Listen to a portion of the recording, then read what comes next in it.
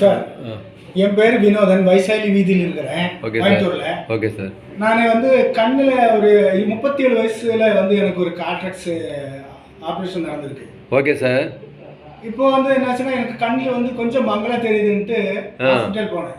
சரிங்க. ஹாஸ்பிட்டல் போனதும் அவங்க செக் பண்ணி பார்த்தபோது அந்த அந்த லென்ஸ் மேலே கொஞ்சம் ஃபங்கஸ் இருக்குது, லேசர் பண்ணி ஆகணும் அப்படின்னாங்க.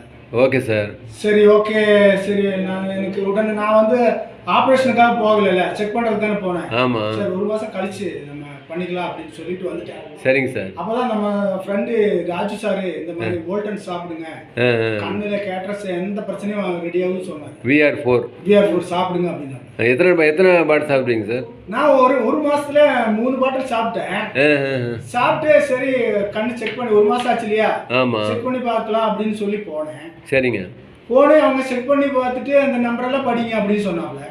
நான் கரெக்டாக படித்ததும் நீங்கள் வந்து இப்போ வந்து லேசர் பண்ண வேண்டியது இல்லைங்க, பரவாயில்லையே, கொஞ்ச நாளுக்கு அப்புறம் வாங்க அப்படின்னா. Super super super.